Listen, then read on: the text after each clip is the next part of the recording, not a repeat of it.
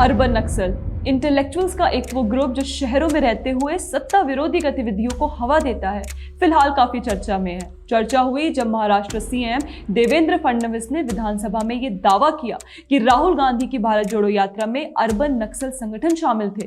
Chief minister Fadnavis के अनुसार इन संगठनों ने नेपाल में एक बैठक की जिसका मोटो था भाजपा शासित राज्यों को अस्थिर करना।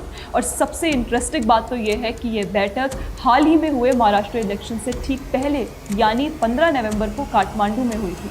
कांतिपुर कॉन्क्लेव नाम से हुई इस बैठक का टॉपिक ऑफ डिस्कशन था डेमोक्रेसी इन डिलेमा, जिनकी तस्वीरों में हमें हमारे प्रोफेशनल प्रोटेस्टर योगेंद्र यादव भी दिखे। और इसके अलावा योगेंद्र जी ने हिमल खबर नाम की एक नेपाली चैनल पे पॉडकास्ट भी किया। इससे एक बात स्पष्ट होती है और वह यह कि यहाँ कोई तो कनेक्शन है। ठीक महाराष्ट्र इलेक्शन से पहले काठमांडू में योगेंद्र यादव का दिखना, वहां ईवीएम को लेकर विरोध और महाराष्ट्र के साथ साथ भाजपा शासित राज्यों की सरकार पर बात करना और फिर इलेक्शंस हारने के बाद इसी ईवीएम के मुद्दे को दोबारा वापस उठाकर उस पर रोना केवल सहयोग तो नहीं लगता, क्योंकि ये बात कोई पहली बार नहीं बल्कि बार बार दोहराई गई है और साबित भी हुआ है कि कैसे भारत के चुनाव में और यहाँ की राजनीति में पिछले कुछ वर्षों से विदेशी हस्तक्षेप किया जा रहा है।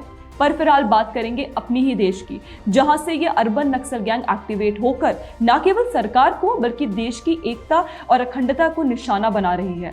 जैसे देवेंद्र फडणवीस ने कहा कि राहुल गांधी की यात्रा में हिस्सा लेने वाले 180 अर्बन नक्सल संगठनों में से 40 को कांग्रेस एनसीपी सरकार के दौरान पूर्व गृह मंत्री आर पाटिल ने नक्सली संगठनों को फ्रंटल संगठन के तौर पर नामित किया था। पहले ये देखते हैं कि पूर्व गृह मंत्री आर पाटिल का इन संगठनों को फ्रंटल संगठन बताने से उनका तात्पर्य क्या था। तो जब किसी संगठन को गैर कानूनी गतिविधि के चलते बैन कर दिया जाता है तो वे डमी संगठन बना लेते हैं ताकि उनकी गतिविधि चलती रहे।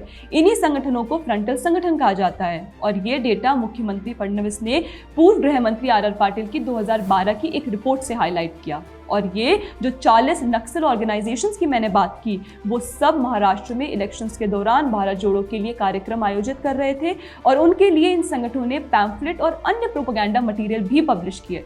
इसके अलावा फडणवीस ने बताया कि फरवरी 2014 में डॉक्टर मनमोहन सिंह सरकार के दौरान केंद्र सरकार ने लोकसभा में 72 फ्रंटल संगठनों का जिक्र किया था। इनमें से 7 संगठन भारत जोड़ो यात्रा में किसी न किसी तरीके से इन्वॉल्व रहे और एंटी नक्सल ऑपरेशन में जिन 13 संगठनों के नाम दिए गए उनका संबंध भी भारत जोड़ो यात्रा से है। खैर, इस बात में कोई दो राय नहीं कि राहुल गांधी के भारत जोड़ो यात्रा का संदेश आम भारतीयों के बीच भारत तोड़ो यात्रा की तरह गया। इसमें जिन लोगों ने उन्हें सपोर्ट किया वे आम भारतीय के बीच एंटी नेशनल एक्टिविटीज के लिए जाने जाते हैं।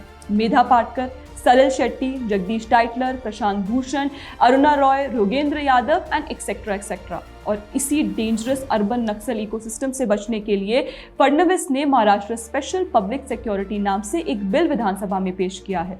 यहाँ सबसे जरूरी बात जो आती है वह यह कि सोरोस जैसे बाहरी लोगों को जब ऐसे भारतीयों का साथ मिलता है तो वे खुद को शक्तिशाली समझते हैं। ये लोग बाहरी ताकतों की शक्ति बढ़ाते हैं, इसलिए हमें अपने देश में बैठे ऐसे अर्बन नक्सल गैंग से भी सतर्क रहने की बहुत जरूरत है। और हम अपने चैनल द पैम्फलेट से ऐसी एक्सपोजिंग खबरें सामने लाते रहेंगे।